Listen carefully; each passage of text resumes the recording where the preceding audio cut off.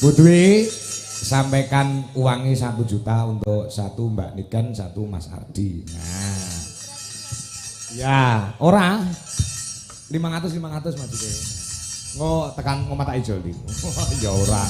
Wong duwite sing gawa kono kabeh. Nah, ini amanah yang harus saya sampaikan. Nah, Mas. Ya, cah loro.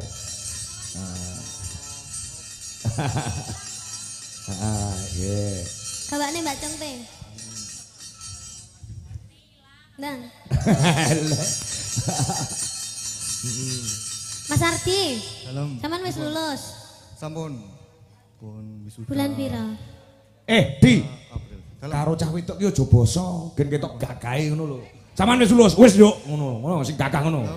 Baleni kan. Ayo. Sampeyan wis lulus. Wis lho. Nah, ngono. Ketok greleng ngono lho cah lanang ki ketok lho, ketok dadane. Lulusnya bulan apa? Bulan wisuda bulan April. Bulan April. Berarti sampean S1. Gak ngelanjutnya S2. Nabung dulu soalnya kan. Oh ya, semoga lanjut sampai S2. Bayari mau kondo berarti deh. Semoga sampai ke S2. Berarti sama nih sobat Jawa. Bahasa Jawa apal. Hono Coroko apal. Apal nek. Apal. Hono Coroko ya nek piro? Cacahe. 20 no. Salah. Lah, Salah. lho. Hono Coroko nek piro? 20. Salah. Lho, kok iso? Ya, salah kok. Lah piro? Hono Coroko ki nek 5. Lho kok iso? Hono Coroko. Ya. Ya kata. Heeh. Ho saka tembung hono ya ta? Hono kuwi tegese ana. Caraka kuwi utusan. Ya, utusan dari Tuhan untuk kamu berdua, untuk selalu berkasih-kasihan dan berdampingan. Ayo Pak, jenengan sakniki. Apa? Hono Coroko enten? Enek 5. Lek lengkap 20. enek 20. Lek dikurangi 9 garek pira? 20 dikurangi 9 karek 11. Salah. Ya 11. Iya bener. Hono Coroko 20 dikurangi 9 garek pira? 11. Salah. Lho kok iso? Salah, garek 18. Kok iso? Lah kan 9. Wes Coroko, data Sawala. Padha jayanya kok moko botongo. Lek Songo. dikurangi 9. Wah, iya Berarti kan bener kan. 20 dikurangi loro, Pak. Oh, iya Berarti karek pinten? 18. Lah iya. Pinter tenan. Harus memahami kata-kata. Oh iya, sing penting kata-kata kok. Iya. Iya. Selain kita berbeda keyakinan, kayaknya kita juga berbeda perasaan.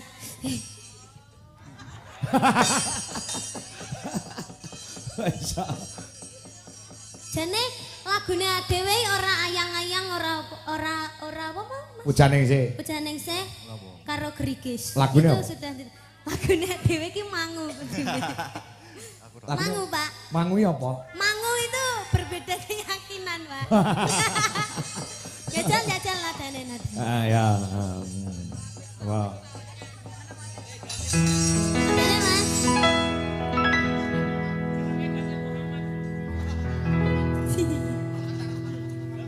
Cerita kita sulit dicerna, tak lagi sama cara berdoa. Oh cerita kita sulit diterka, tak lagi sama arah kiblatnya.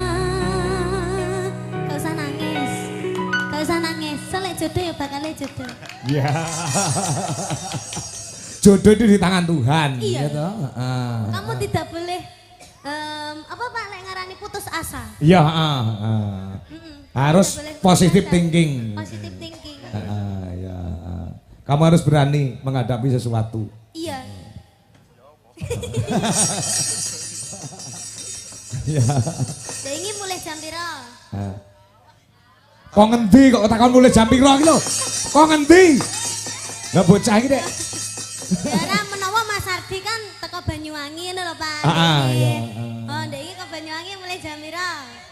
Jam piro ya? Jam gangsal. Jam 5 sore. Jam 5. Jam 5. Gitu Pak, jam 5 to Pak. Bener jam 5 kok Oh, ngomong. iya, jam 5. Kok ngerti to kowe? Kok ngerti? Nah kan jenengan live streaming saking Banyuwangi. Oh iya iya iya. Nonton, Pak. Oke. Nonton toh? Mantau dari Mantau. Ya. Ya. Lagune ayang-ayang. Ya ayang-ayang. Jajal deh. Ayo piye.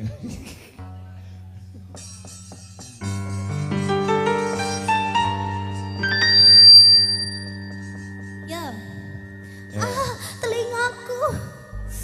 Tadi habis itu terkena denging-denging itu sakit sekali. Tolong ini awak-awak ini telinga. Ya. Ayang-ayang. Yo ayang-ayang ya Mas. Ya. Loh.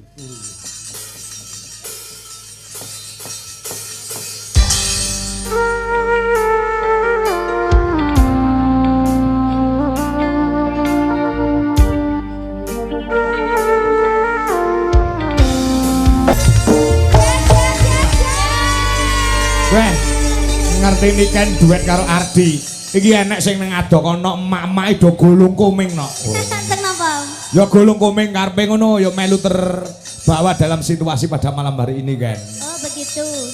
Terseret dengan alur dan situasi pada malam hari ini. Aku wingi kan tak ceritani kan. Kenapa? Tanggal 9 Agustus iki wayangan ana ing Sragen kuwi disusul karo Mbak Yuni Ardi. Anu Lala Ati ae Mbak Yumu ya dia. adik kula. Oh adik. Heeh. Saiki Ardi iki jenenge ngarepe wis ditambahi karo Mbak Yuni anu adike Ardi. Lala Atila. Ngarep ditambahi Muhammad Ardi saiki jenenge. Muhammad Ardi. Heeh. Ardi Albertus Soleh. Ngawur nek gojek. Iya, wis ditambahi jenenge tadi. Tahu gak Mas, ini kan hawanya di Kediri itu kan was-was. Ya, angine Iya. kenceng banget. Anginnya was-was. Tapi kalau deket sama sampean itu kayak udah anginnya itu kayak menghilang seketika. Mosok. Kayak tadi tuh di situ itu kan jejer sama bapak sama ibu itu kayak hawanya itu kayak dingin banget gitu. Tapi kalau udah sama kamu itu hawanya itu kayak panas gitu. Iya. Kok sing banyak kok sinden-sindenku dong apa? Apa toh sama niri toh? Kamu dulu pernah ada hubungan sama itu ya Mbak Congpe ya? Dilitok tapi. Ya Allah, seleramu baik kayak ngono kuwi to, Mas. Kepepet kok. Hah? Hah? Terus sampean tahu diapakne karo Mbak Congpe? Burung sida ngopo-ngopo. Burung sida. Oh, urang sida ngapa-ngapain terus? Berarti wis enek rencana arep ngopo-ngopo. Ya takon Mbak Jumpe no. Kan aku polos to, aku nyemparek man. Ngopo? Ngopo? Ngopo kayak Rena Cumpe ngopo kayak? Ora nduk mong gawe ndok asin tok. Banyuyah tak lapne ben sore. Suwe-suwe ndok arti dadi asin. Apakah itu benar yang diomongkan Mbak Congpe? Ojo. Ora. Nah bener. Ya Allah, tibake sampe nih selerane kayak Mbak Congpe ngene iki. Ya Allah, berarti Lah, sampe lah nih apa? nyawang aku iki kaya wis kaya nyawang apa ngono. Lek selerane kaya ngene iki. Lah emang Mbak Jumpe ngopo? Hah? Mbak Jumpe ngopo? Mbak Congpe ya ayo. Ayo nom-nomane. Tapi kan gimbur-gimbur. Mbak Congpe iki ayo. Neng kan wis tuwa jarake karo sampeyan. Golek bola. Golek bola Cumpe. Bolone nang Banyuwangi ya ngono. Saiki ning kene ya ngene.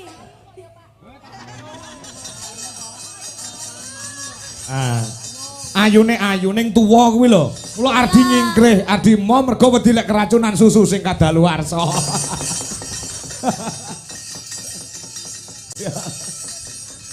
Ayo lagune yang kedua. Krikis. Anu Nah, apa nah, jenenge? nah. Ujane sik. Krikis ae. Iki sapa Ardi? Iso, Pak? Mboten saged, Pak. Wah, mbak sakit. Pak. Sakit. Ya wes anu gulu pedot. Aring-aring bakar gedang campur sawi. Sampai kering uli sun mikiri.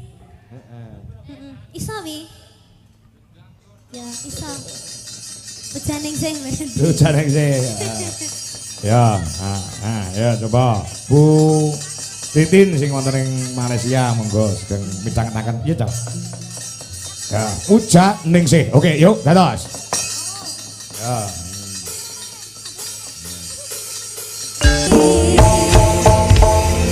Terima kasih. Wis lunas. Ngapa? Apa, Pak? Wis lunas iki. Sudah. Heeh. Kuwi nyapa mau cekel? Bis kabeh. Kenapa?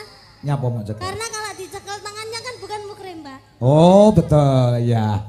Oh, jan solekah temenanan. Ya, terima kasih ya Mas Hardi. Nah, Semoga jangan sehat lupa. selalu, panjang umurnya. Semoga menjadi anak yang soleh. Ya. Muhammad Ardi. Matur nuwun dumateng Bu Titin. Bu Titin wonten Malaysia. Mbok upin-ipin. Paring tali asih semoga rezekinya selalu lancar dan diberikan kesehatan. Amin. Nah, iso omongno lho. Terima kasih Cak Bagus.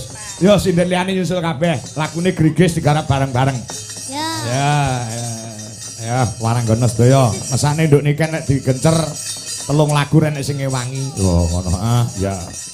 Prae sedina sesuk awake dhewe ning Karanganyar 28 ana ing Nganjuk ya. Heeh. Kalau genduk niken meneh.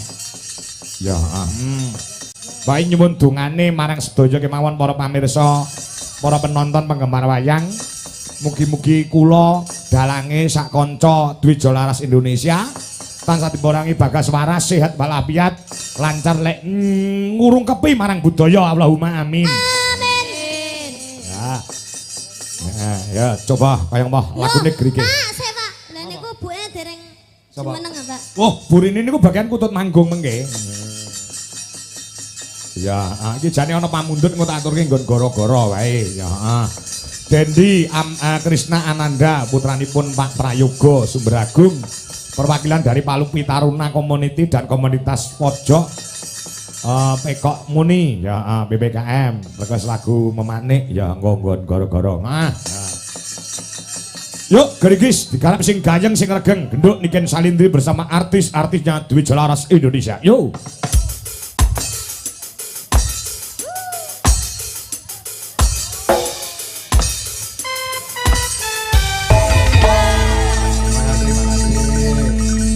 Wes salah iki obate entek doan iki. Ya pelok. Ya nyuwun pangapura rada kedelarung-delarung.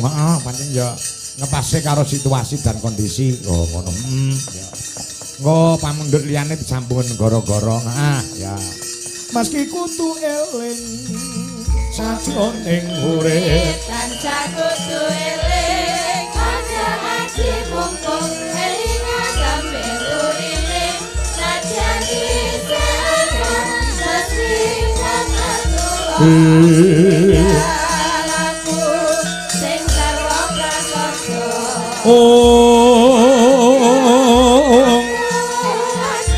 anak putune kang ngrasake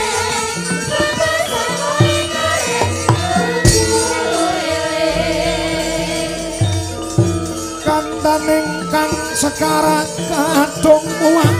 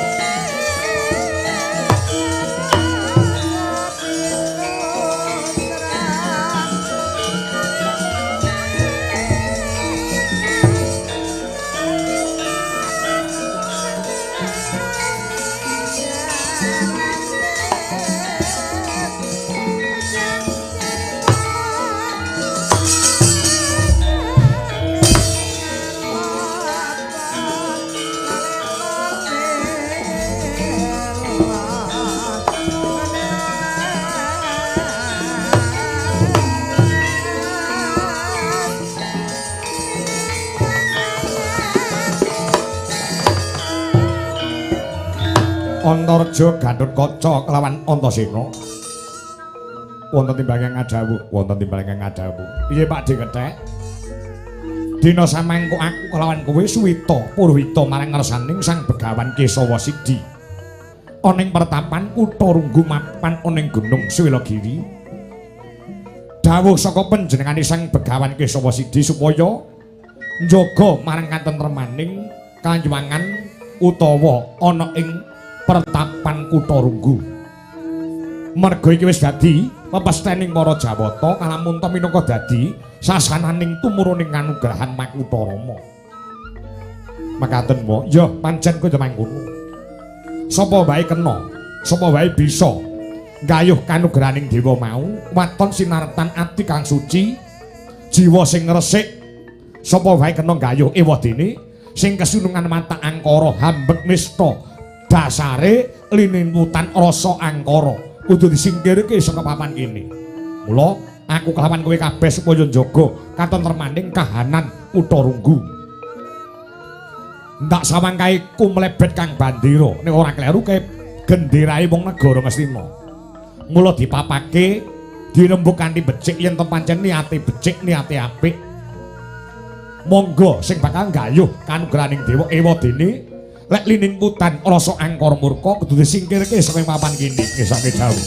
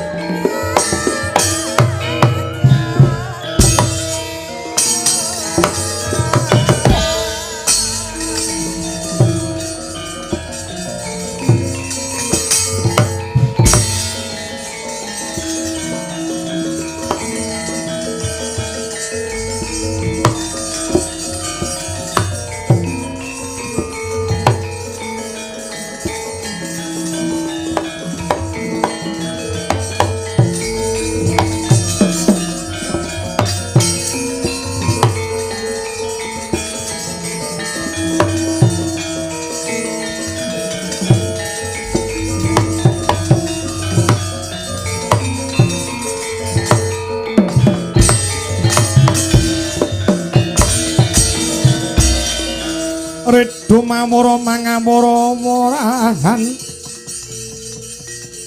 tengaraning ajurit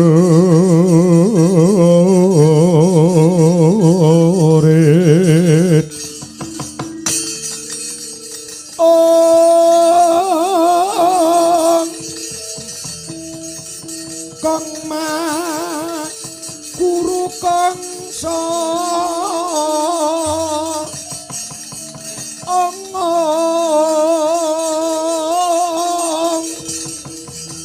tata kaya putula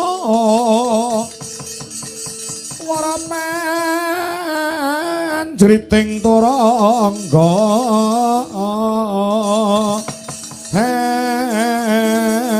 hesti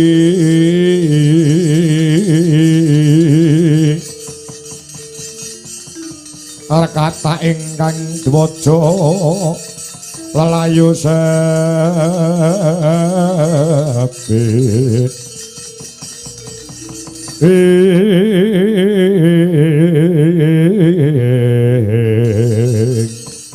Katut kaca jabang tetuko anak Werkudara. Kaluhun wonten pangandika ngadhawuh Wanarpati ngamangga Karna Basusena. Dina samangka kok kowe mapan ana ing Gunung Swelagiri? Inggih. Kula Purohita wonten ngarasaning Sang Penemban Begawan Kesawasidi. Kowe meguru kelawan Kesawasidi? Inggih lakar kados mengkal. Lah, tiwas kebeneran. Tiwas kebeneran kalamun to dina samangka kowe dadi murite Penemban Begawan Kesawasidi. Aku pedhokno. Aku pedhokno kelawan Penemban Begawan Kesawasidi. Dina samangka Wahyu Makutarama bakal tak jaluk. Yen to nganti Makutarama ora diparingke kelawan Nerpati ngamangga, sungsang bamono balik yen perlu Kesawasidi bakal pateni dina iki. Bela bal.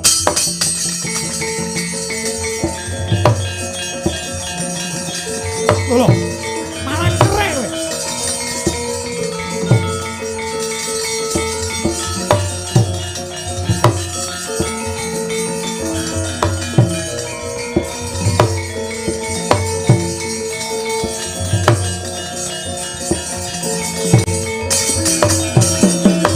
Irikata sang Gatotkaca tinon mapakaraka suta. Tekapira kasna parata manahar muji saktinira.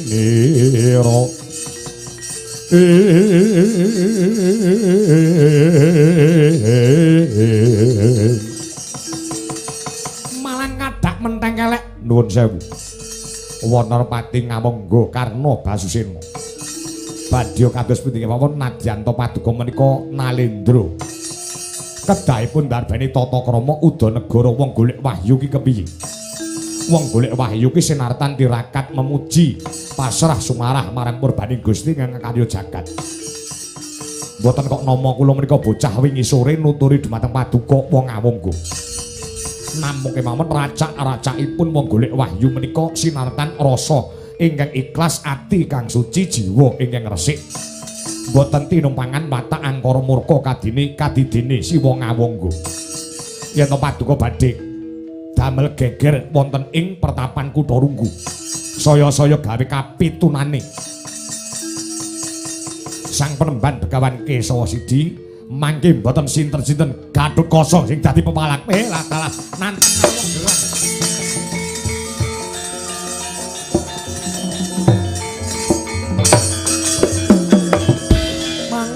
Guru sesumbar lindhu gatar bumi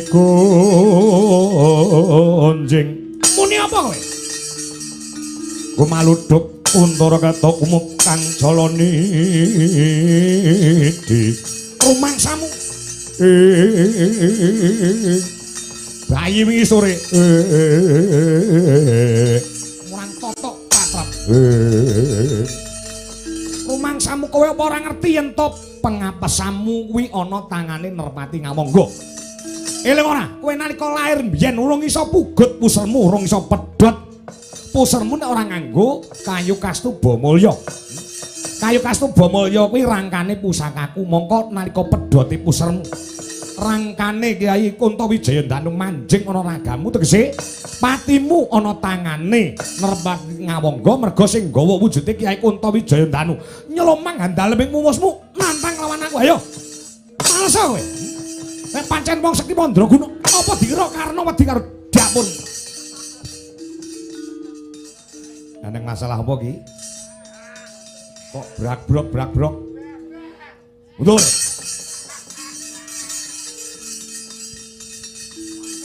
Ana masalah apa ki Kang? Aku tempilingi karo si wong ngawangga. Ya males no. Aku pekewuh. Neng peperangan ki enek pekewuh, enek wani utawa ora, menang utawa kalah, lara utawa mati. Kuwi buncine, kuwi paugerane wong gelut ki kaya ngono kuwi, Lah kowe mbiyen tau dadu jagoning dewa, kala percana kowe mok pateni, Seki Putantra ya mok mateni. Lah kok karo wong model kaya ngene kok wedi? Ora kok jenenge wedi, aku pekewuh. Ora sae nek pekewuh. Wong perangan iki ora nek pekewuh ki lho. Contone Antasena. Minggat ora? Ora, minggat pecah, ndak su. Lho, ngono kuwi ndang perang. Lah mek omong tok. Kapan perange ora? Apa kuwi ndang blas-blas ngono lho. Cah nom imbas-imbis ingkrah-ingkruh. Nek pancen kono rumangsa lara awake tandangi ora.